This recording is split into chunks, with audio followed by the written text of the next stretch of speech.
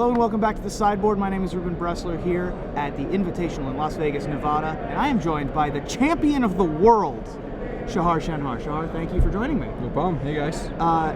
This is your first time in the Star City Games Sideboard here because you don't attend a ton of events, but when you've brought something this interesting, I wanted to get you in to talk about it. When I was first watching you, I thought you just had a blue-white-red control deck, similar to last season's, sort of.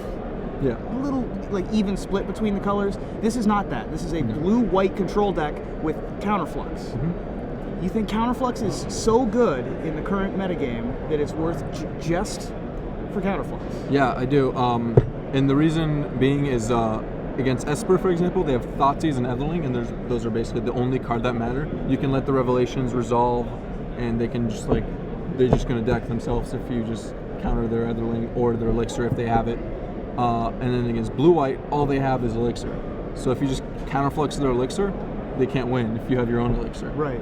So it's pretty much just a trump for those control matchups where the decks have evolved to such a point where there's 2, maybe 3 win conditions in the deck, not counting Jace, Architect of Thought, with like 1 Elspeth, 1 Elixir, and the rest of the deck is just trying to grind you out.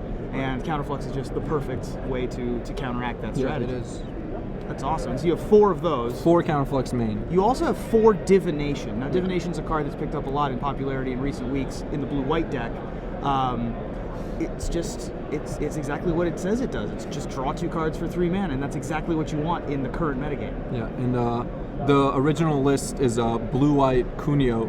Andrew Cuneo built a deck like this. It was blue-white. William Jensen lost in the finals of the GP last week, actually, and the engine is Divination, Elixir, and Revelation, so you just draw through your whole deck and then Elixir, and then you just do that again, and you just go infinite, basically. Yeah, and most decks can't handle that amount of life gain, that amount of card advantage over and over and over and over again. So it is a blue-white control deck. You do have to have some win conditions, and the win conditions you have are Elixir of Immortality, and Elspeth Sun's Champion. Yeah. Those are the best 2 options for this build of control deck? You could play Etherling, but Etherling is a much worse defensive card, and this deck really just wants to survive as long as possible. So Elspeth, you just make 3/1/1s and chomp for a couple turns, and it's much better than Etherling when you're trying to be more defensive. And then Elixir is just the heart of the deck. It's just the engine. Absolutely, yeah. Elixir is just, if it doesn't get Thoughtseized on turn 1 on the draw, then you're pretty much golden. And Elspeth, of course, able to take out Blood Barons and Stormbreath Dragons in a pinch if it really needs to. But mostly just there for the 3 dudes a turn. Right. A card that's been picking up a lot in popularity the last week and a half, maybe 2 weeks, is Last Breath, mostly because of Master of Waves and Nightveil Spectre. And so the shift away from Esper and into blue-white is a lot because of Last Breath. Right? In black you were playing Doomblade and Devour Fleshes and Hero's Downfall, but it's not really needed anymore because you just have Last Breath, which is a very, very good removal spell right now, and blue-white has access to that without playing any black. So you can, let's see, you forgot naming Voice of Resurgence. Sure, Voice of Resurgence is a good one. Yep. Mutavault is a huge one. Okay. And then Xanthrid Necromancer. Another good one to get rid of without killing it. Yeah. And then Soldier Pantheon, you don't have many ways to deal with that guy other than Verdict. So, yeah, Last Breath just does it all, and you don't care about the 4 life. Absolutely, yeah. You're going to be decking them anyway most of the time, or you're going to be killing them with Elspeth in huge chunks of damage. So another cool trick, actually, with Last Breath, in Standard this tournament, my opponent attacked with Lifebane Zombie, and I had Jace on +1, so I got to Last Breath. Lifebane Zombie. That's pretty cute. Yeah, with the Jace being able to Cumberstone opponents, you can randomly take out 3 power creatures, even like Boros Reckoner, I imagine. Yeah, Boros Reckoner would run right into that one.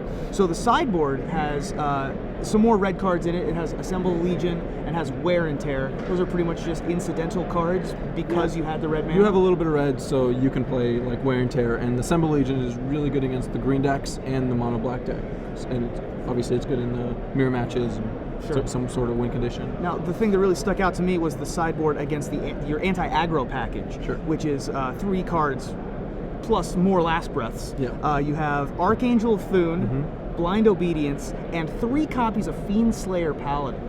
So the Fiendslayer Paladins are really surprising to me. Why did you decide to go with Fiendslayer? They are, I think, the single best card against the mono-red aggro creature deck. Like, not the one that plays all the burn and Boros Charm and like Scorecrack main deck. I'm talking about the list with like Rakdos Cacklers and Burning Trees and Ash Zealot and Satyr and Fire Drink Satyr.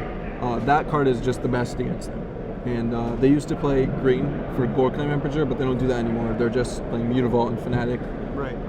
So Fiendslar Paladin is just the best card. You play it, they can't attack unless they have Ash Zealot, and even then you can trade, and you can like overcommit, and then you can Verdict. It's really, really good. Yeah, that card seems very good right now. And then you have Blind Obedience to be able to help with Ash Zealots and Stormbreath Dragons and whatever other haste creatures they have. Hammer of Perforos. I saw a Blind Obedience in play on one side with a Hammer of Perforos on another in another match, which was pretty hilarious, I thought. And Archangel of Thune, it just has a one-of to be able to go over the top in super late games. Not necessarily even in the late game, but you can play Fiendslayer Paladin against Mono Red, and then you just sit there, and then you play Archangel of Thune, and then you attack with your Fiendslayer Paladin. Now you have infinite life, not actually infinite, but when you're playing against Mono Red, 7 or 8 life is a lot. Yeah, they only have so many cards, and each card, even if each card's dealing you 3 damage, gaining 5, 6 life is 2 extra cards. That's 2 extra turns for you to draw more Divinations and more Sphinx's Revelations. So this looks like an excellent build. What is your record in Standard? 2-2. 2-2? I played against the Mono Red aggro creature deck twice. Fiendslayer Paladin helped me one of them, and the second time I never drew it. So. Okay. So, but you've clearly been testing this deck a while, and you think that it's a really strong contender for the current metagame. Mm-hmm. Well, I'm going to look forward to seeing it on camera later. I'm sure I will. Shahar, Shenhar, thank you for joining me in Sideboard. Thank you. Shahar, Shenhar, I'm Ruben Bressler here at the Star City Games Invitational in Las Vegas.